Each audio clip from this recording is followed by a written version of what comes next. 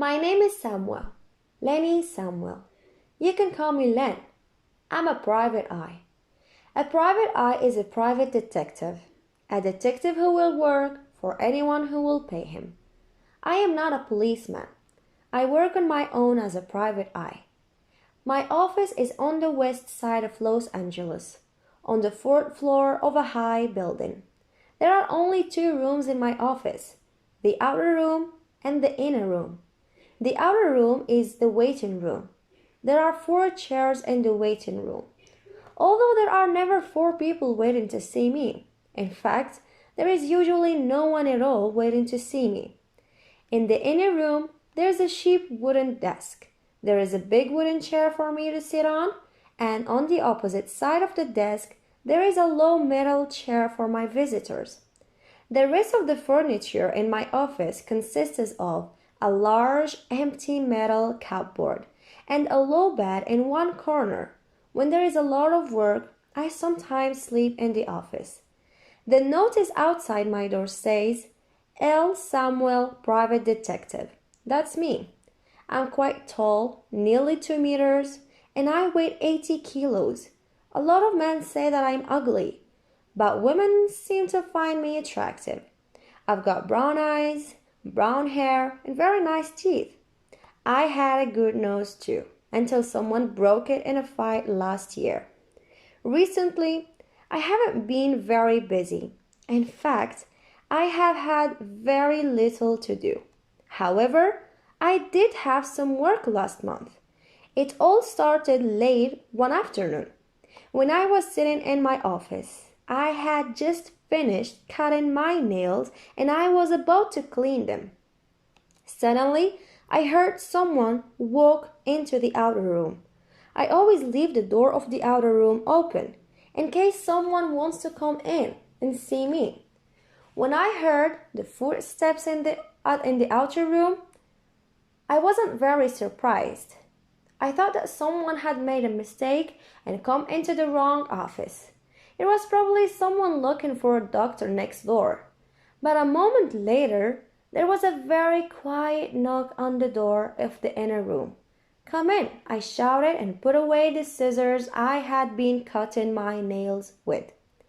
The door opened and in walked one of the most beautiful women I had ever seen. She was about 18 years old, with blue eyes and long blonde hair. She was wearing a smart green coat and had a big brown handbag over her shoulder. Excuse me, said the girl. I'm looking for Mr. Samuel. I am Samuel, I said with a quick smile. Come in and sit down. The girl didn't smile back at me. No, I won't sit down, said the girl. Well, if you won't sit down, at least come in and close the door, I replied. The girl came in, walked over, and put her handbag on my desk. Now, I said, what can I do for you?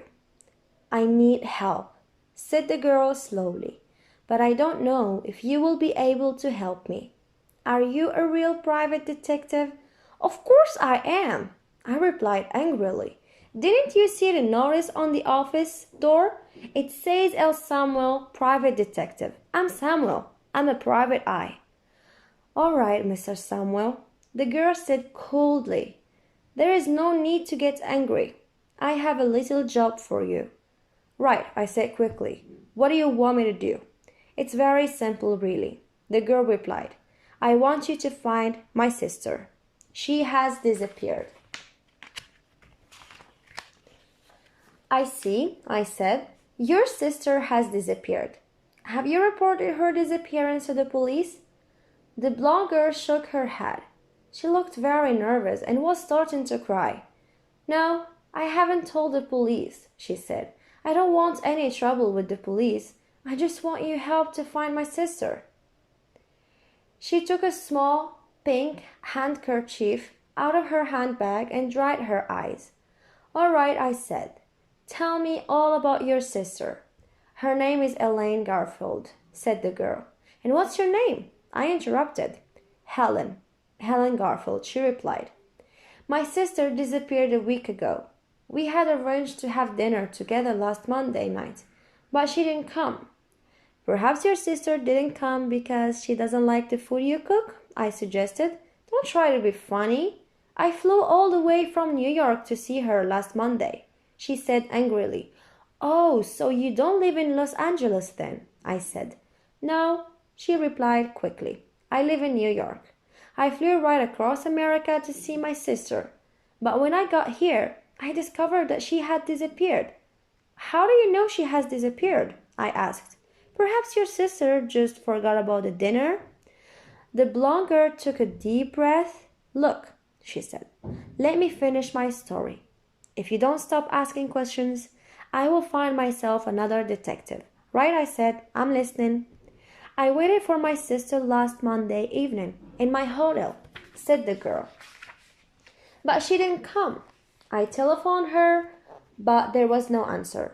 So the next morning, I went to the office where she worked. At her office, they said that she had been to work the day before, on the Monday. They also told me that she had left suddenly in the middle of the afternoon without telling anyone. After that, I went round to her flat, but there was no one there. The girl stopped for a minute and then continued. Mr. Samuel, I'm very worried about my sister. It's not usual for her to disappear suddenly like this. I'm sure that she's in danger and I want you to find her. All right, I said. It may be easy or it may be difficult, but I will find her. But first, tell me, why you have waited 6 days before coming to me? That's none of your business, the girl said. Okay. Your sister's name is Ellen Garfield. What does she look like? I replied. Oh, that's easy. Helen Garfield replied. She looks like me. We are twins. Now, Mr. Samuel, how much do you charge? $50 a day, I said. Very well, Mr. Samuel, said the girl, but $50 a day is a lot of money. I hope that you will work hard for it. Oh, yes, I replied with a smile. I will work very hard. Now give me the address of your sister's flat and the name of the office where she works. I will start to work at once. The blonde girl wrote the addresses on a piece of paper and gave me the paper. One more thing, I said. Can you give me your address too? That won't be necessary, she replied, as she picked up her handbag. I will come and see you again tomorrow afternoon at 5 o'clock. Goodbye, Mr. Samuel. Without waiting for an answer, the girl turned around and walked out of the office. As I watched her walk out of my office, I smiled to myself. This is better than cleaning my nails, I thought. Then I began my work. After the blonde girl had left my office, I looked at the two addresses which she had written on the piece of paper. The first was Ellen Garfield, apartment 716, Manson Building, Sunset Place. The second address was صراحة هاد الادريس ما قدرتش نقراه هاد الكتابة اللي كاتبينو به فيه غموض. Anyway, let's continue. Putting the paper in my pocket, and I got up and walked towards the door. Then I stopped and went back to my desk. I opened the top left-hand drawer and took out my gun, A38 Smith & Wesson. Then I put the gun back in the drawer.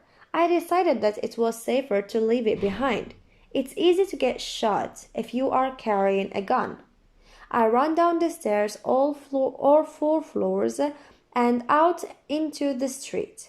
My old gray Crystal was outside, so I jumped in and drove off fast towards Sunset Place. The Manson Building was a tall, ugly block of apartments. I parked the Chrysler outside and walked towards the big glass front doors. Hey, mister, a voice said. I continued walking. Hey, mister, said the voice again, you can leave your car there. I stopped and turned around. A man was in a gray uniform standing by the Chrysler. Hey, mister, the man repeated. You can't park your car here. Why not? I asked. Because only people who live in the Manson Building can park here. he replied. So I said, how do you know that I don't live in the Manson building? Because I'm the porter, the man replied. I work in the entrance of the building and let people in and out of the door. I know everybody here. Right, I said. Then please let me in. The porter and I walked up to the big glass front doors and he let me in. Who do you want to see? The porter asked. Miss Ellen Garfield, I said. She lives in apartment 716.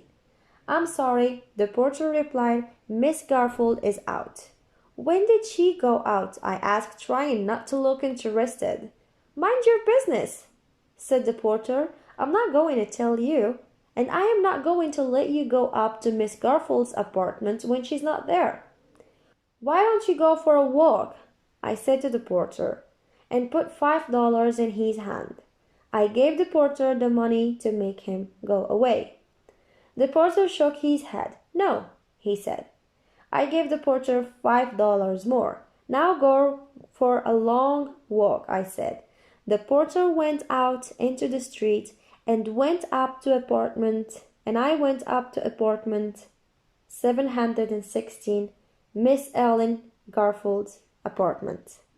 هذه هي لا بارتي الاولانيه. حتى الغدا ان شاء الله غنقرا لكم بارتي الثانيه، ولتحت في الديسكريبشن تاع هذا لا فيديو غتلقاو الفوكابولري اللي غادي خصكم تحتاجوا تكونوا عارفينهم. يعني ان شاء الله غتلقاو شي 40 حتى 50 ديال الفوكابولري. يعني الا كان كل فيديو خديتو منه 50 فوكابولري وتقسمت لكم هذه على شي 5، راه 50 في 5 حسبوها. اوكي، نشوفكم غدا في حلقه واحده اخرى ولا في فيديو اخر اللي غادي نكمل فيكم اللي غنكمل فيه هاد ليستوار هادي، ندير فيها بارتي 2. اوكي، بسلام عليكم حتى الغدا. كنتمنى انكم تكونوا سمعتوا مزيان.